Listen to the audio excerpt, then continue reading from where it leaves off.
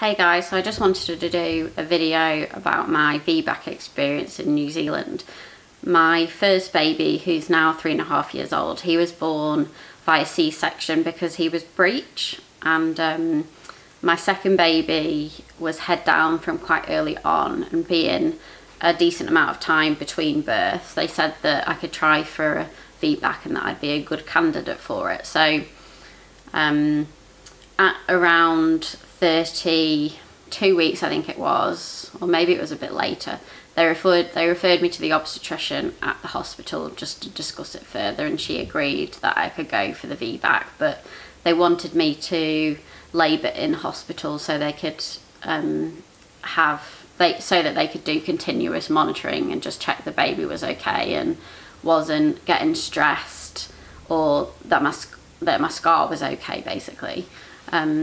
So I had a really healthy pregnancy, and I was actually expecting to give birth to Ava early because I gave birth to Sam at 37 weeks, 3 weeks, which was 3 weeks before my due date. So with my second, I was expecting to go into labour early as well. However, she had different ideas, and she kept us waiting, and I went overdue. So I think at around 40 weeks, just after my due date, they booked me in for a scan just to check that all the fluid and everything was okay and that she was looking fine.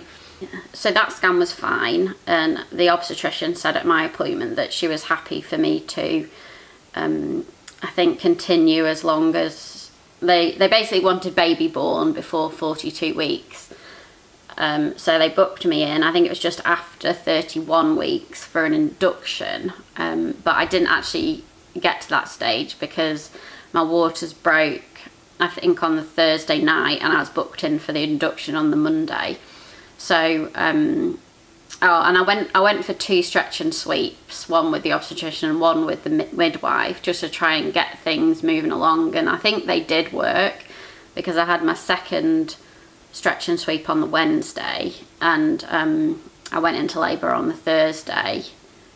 My waters broke on the Thursday night, yeah, so I just got into bed, lay down, like closed my eyes, and I felt this big pop in my stomach, like a water balloon had just gone pop, and I just like sat up and went, oh my gosh, and my partner Ben was like, oh my god, what's wrong? And I sat up and went to the toilet, and I was like, yeah, my waters are broken, like all this water was just gushing out of me, like just would not stop. So I called the midwife, and she said, if you're not getting contractions, then just get back into bed and just try and sleep until the contractions start. And she wanted me to head over to the hospital when my contractions were regular. But as soon as I lay in bed, put my head on the pillow, I had my first contraction. It was so painful. And because they wanted to do continuous monitoring in hospital, I was like, I'm gonna go over to the hospital now. I'm not gonna wait any longer. Like the contractions were coming and they were pretty regular. I forget how regular they were, but I think they started off like every 5 minutes and they were lasting like a minute. And because we live 2 hours drive from the hospital, I thought, let's set off now, because I don't want to be one of those people that have a really quick labour and give birth in the car, or I don't want to be in the car and be like 7-8 centimetres dilated and in absolute agony. So I think we set off for the hospital like about 11:30, 12. My mother-in-law came over to babysit my 3-year-old, who was fast asleep in bed. So yeah, we set off for the hospital about midnight. I think we got there about 1 or 2 o'clock in the morning. I was in so much pain, so much more pain than when I had contractions with my first Sam.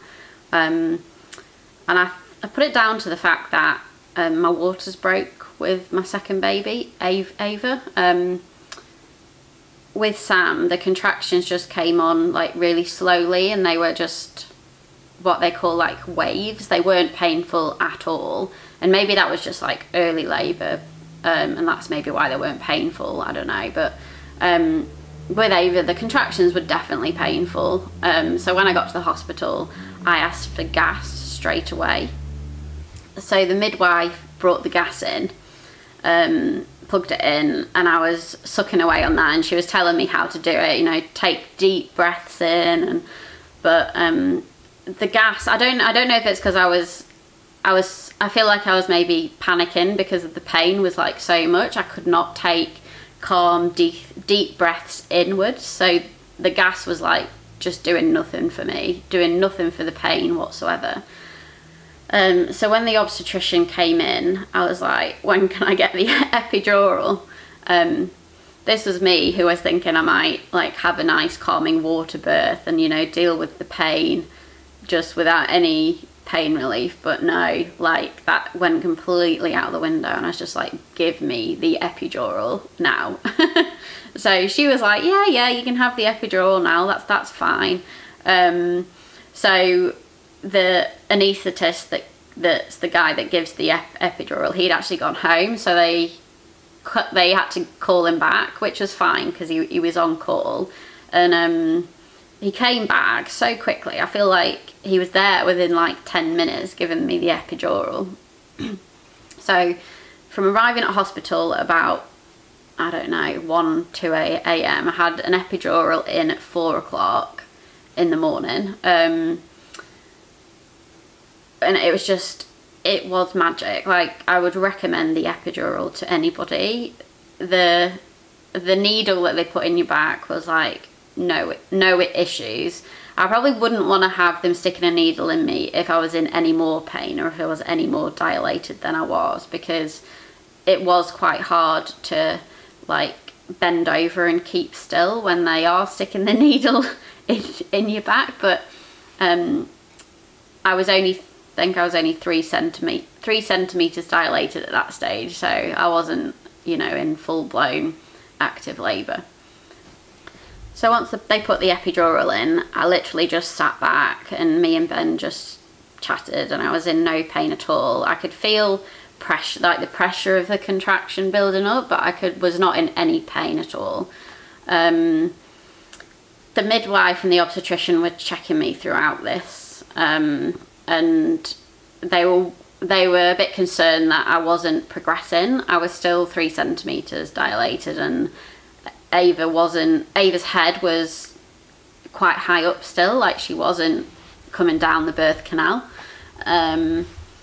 So I think, so she wasn't pressing to make my cervix dilate. That was the thing. Her head wasn't pressing on my cervix and making it dilate. So they said they wanted to give me some oxytocin just to try and increase my contractions and just help me to dilate further. So I think they must have started the oxytocin maybe about 6 o'clock. They started it on a low dose of oxytocin because they're always worried when you've had a VBAC. They're worried about your scar, like, because there's a risk of scar rupture. And if you have too high of an oxytocin dose, it can increase the risk of scar rupture. So they gave me a low dose of oxytocin, which it did help my contractions a bit, but not enough to dilate me any further. So they increased the dose slightly of oxytocin, but again, I think they checked me about 8 a.m. and they said, you know, baby's head is just not, it's not coming down, you're not dilating any further than 3 centimeters. And baby was in a little bit of distress. I could hear a because they had me on like this continuous monitoring, so they had a I forget what they call them, but you know, the belt that goes over your stomach, and so they can hear baby's heartbeat. They had that on me. And we could hear baby's heartbeat dip every time I had a contraction. So it was quite scary. So yeah, 8 a.m. when they checked me, we decided that we'd go in for the C-section and just get baby out. We didn't want to, you know, increase the dose of oxytocin anymore and put baby or put me at any risk. So we went in for the C-section at 8 o'clock. Well, it took them a while to prep me because, yeah, they topped up my dose of, they topped up my epidural, so I was completely numb for the C-section. And then they wheeled me in. I think it was just before midday, maybe, for the C-section. And even though it was my second one, like, you'd think I'd be more calm for my second C-section, but I wasn't. Like, I was, I think because I didn't know what was coming with my first C-section, I was a lot calmer. But with my second one, it just felt like so much of like a bigger process. Like, you know, I knew it was a big operation, and I was like shaking when they were wheeling me into theatre, and I just could not like just stop shaking. It was just like an automatic reaction of fear, I think. You know, even though everything was going really smoothly, I think just subconsciously I was just scared. So Ava was born, and that went up, you know, she was responding well, and that was absolutely fine.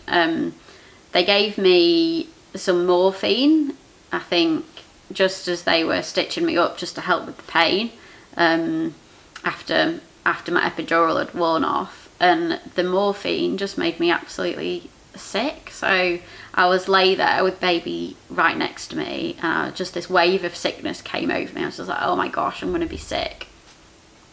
So the guy stood next to me, I think he was like the anaesthetist. He had to grab me a sick bag. Luckily I was not sick at that stage, so that was lucky. But when they wheeled me back to my room and gave me some tea and toast, I just threw that straight back up. The morphine just made me so sick. I think I was sick about 8 times, so I was just feeling really, yeah, not good. Because I gave birth during COVID, Ben wasn't allowed to stay overnight, even though when I had Sam, he could sleep on the floor in the room, because over in New Zealand we have private rooms rather than being on a ward with lots of other women, so they let partners stay most of the time. But yeah, this time Ben had to go home, so I think Ben went home at about 6 o'clock that night. I'd had the C-section at about midday, so I was on my own that night, which was it was quite scary, really, being on your own after a C-section, because you're quite sore and you've got to you know, lean over and get your baby when it needs to be fed, and it's just quite tricky moving. So it is quite handy, you know, if your partner can stay the night and just pass you the baby, basically. But he couldn't, alas. So I stayed in hospital 2 nights on my own, and then Ben came to collect me on the 3rd day and took me to the maternity unit nearby, which allows partners to stay. So we stayed in there for a night. I was actually planning on staying longer in the maternity unit, but I just did not find it comfortable at all. I quite like the bed at hospital, because you can raise it up and down and raise the back up and down with a remote, but the bed at the maternity unit was just a normal bed, and I just did not find it comfortable. And whenever you were out of your room, you had to wear a mask. And I just wanted to be in my own house, so we came back home on day 4 after having the C-section, and yeah, it was so nice being at home. I felt like my recovery with Ava, with my second baby, it was a lot better. Well, not a lot better, like my recovery with my first one was good too, but I think because I'd already had the experience of a C-section and knew what it felt like, I just found the second one a bit better. And I suppose I was less stressed with the baby too, because with it being your second one, you sort of know a bit more what you're doing. So my experience with going for the VBAC, I was really glad I went for the VBAC. You know, that they said there was a good chance of me having a vaginal birth, but you know, we tried. I did what I could to try and have Ava naturally, but she just wasn't descending down in the end. So that was my VBAC story. I'm hoping to do some more videos. I'm just a little bit rusty at the moment talking to the camera, so please excuse any awkward silences and pauses and stutters, but hopefully I'll do some more videos and I'll get in the swing of things a bit more. So thanks for watching. If you want to watch more, then press the subscribe and the like button. See you again soon. Bye.